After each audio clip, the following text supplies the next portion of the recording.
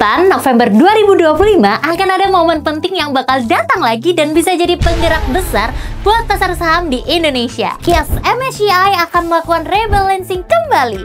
Kamu udah siap belum menyambut hasilnya? Apakah ada saham kesayanganmu?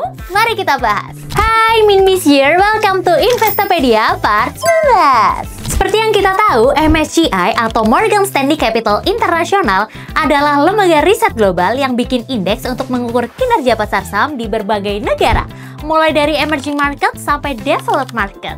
Ya, bisa dibilang MSCI itu semacam peta kinerja pasar saham dunia yang jadi acuan investor global buat menentukan portofolio mereka. Nah, ketika MSCI ini melakukan rebalancing alias mengubah komposisi saham dalam indeks, dampaknya bisa langsung terasa ke harga saham. Lalu, apa ya dampaknya untuk saham di Indonesia? Beberapa saham di Indonesia berpotensi mengalami perubahan posisi dalam rebalancing kali ini. Pasti Sobi juga menantikan daftar kandidat saham yang berpeluang masuk atau keluar dari indeks MSCI Indonesia kan? Karena bisa jadi sinyal penting untuk strategi investasi jangka pendek maupun jangka panjang. Jadi, siapa yang paling banyak dibicarakan jelang rebalancing kali ini ya?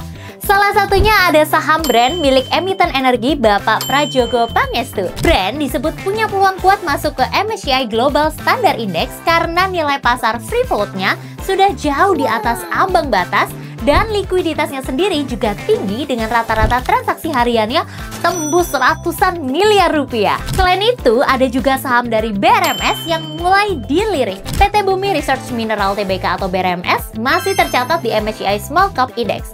Jika momentum harga dan kinerja fundamental terus membaik, BRMS berpeluang masuk ke daftar kandidat di periode rebalancing selanjutnya. Masuk ke indeks MSCI bukan cuma prestis, tapi juga peluang besar. Yang pertama, minat investor global meningkat, artinya potensi aliran dana asing makin besar. Yang kedua, likuiditas saham naik, transaksi lebih aktif, dan pergerakan harga bisa lebih atraktif.